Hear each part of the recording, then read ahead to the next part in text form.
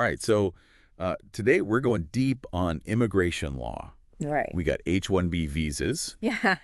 green cards, Uh-huh. deportation defense. Okay. We're looking at immigration law, H-1B, green cards, and deportation defense strategies as our main source. Good stuff. It's pretty timely, actually, because Yeah. the H-1B season deadline, Yeah. it's coming up on March 24th. Oh, wow. That's right around the corner. It is. And the registration fee is going up Oh, is it? to $215. Wow. So could that higher cost change the odds for applicants? That's a good question. I think a lot of people are wondering about that. Yeah. Some people think that it might discourage applicants that aren't really serious. Right. And that might lead to a pool of, more qualified people. Interesting. So it might increase the chances for people that do apply. Yeah. But it's really a complex issue. There's no easy answer. So let's back up a little bit. Okay. For anyone who might not know. Yeah. What is the H-1B visa all about? So the H-1B visa is a temporary work visa, and it's for professionals. Okay. Highly skilled professionals in specialty occupations. But So we're talking like engineers, scientists, tech experts, Well, people that have at least a bachelor's degree or higher. okay. And they have to have a job offer that requires that specific set of skills. So it's kind of like a global talent pool. Right. That's It's, vying for a limited number of visas. Yep. So then what? So that's where the lottery system comes in. Okay. So everybody registers during a certain window of time, Right. pays that fee, and then they hope for the best. Right. If you get selected, that's great. That's a big win. Yeah. But it's really just the first step. So it's not just getting picked. Exactly. There's more to it. Oh, yeah, absolutely. So what else is involved? So then the next step is you have to file a petition. Uh-huh. It's a really detailed petition, and you're proving that you're qualified. You have to show that you meet the wage requirements that are set by the Department of Labor. Gotcha. And also, you have to prove that your employer is legit, Right. that they can actually hire H-1B workers. So you're talking lots of paperwork, Yeah, lots of scrutiny. lots of scrutiny. It's a process. Sounds challenging. It can be, yeah, it can be pretty challenging for sure. Thorough preparation is key. Oh, absolutely. Attention to detail is super important. Okay, so let's talk about green cards. Okay. Our source talks about green cards specifically that are obtained through marriage. Seems like there's some complexities there. Yeah, it's not always as simple as people think. Right. One thing that trips people up is the request for evidence. Request for evidence. Yeah, the RFE. Okay. So this happens when immigration authorities, they need more documentation. What do they need documentation of? Just to verify that the marriage is legit. Okay. And if you don't have all the documentation, it can lead to big delays. So what kind of evidence are we talking about? So you really have to paint a picture of your life together. Okay. Like, do you have joint financial accounts, Mm-hmm. shared leases, Right. photos from trips you've taken together, Right. even affidavits from friends and family Oh, wow. that are testifying to the genuineness of the relationship? So it's a lot more than just a marriage certificate. Oh, for sure, yeah. Or a wedding photo. Yeah.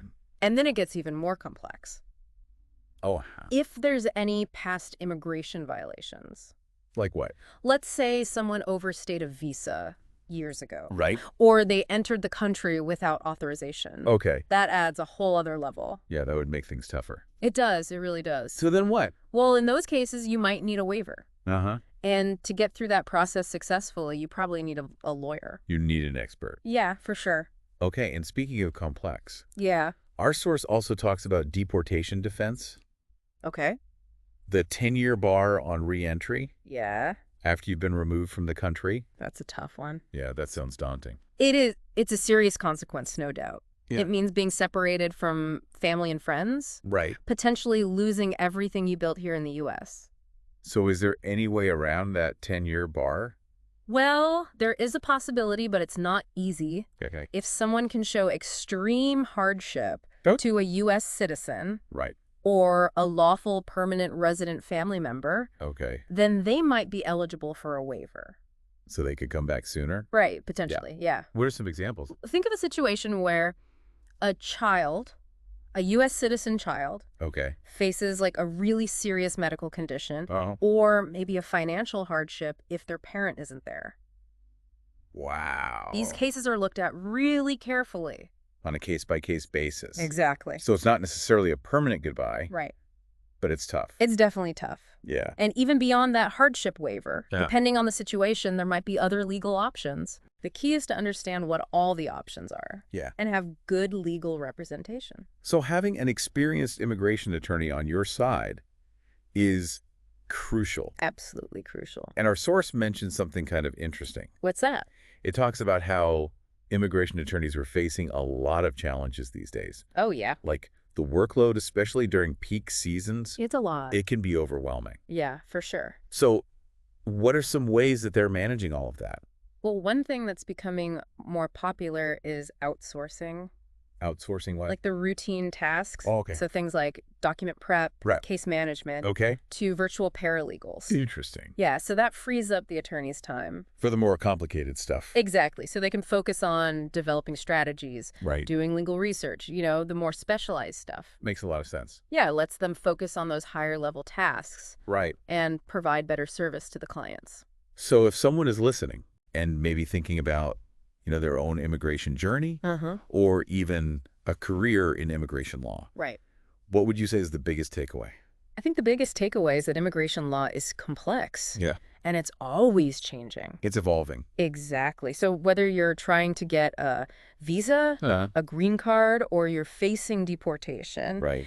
you really need to understand the process and you need expert guidance. Couldn't agree more. Yeah.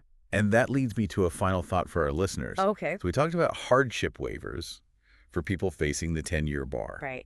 But what other things beyond extreme hardship might be considered? What arguments could be made in court? Right. It's something to think about Yeah. as you learn more about this area of law. It's complex, but it's fascinating. Absolutely. So keep exploring, keep learning, and we'll see you on our next deep dive. This thing's good.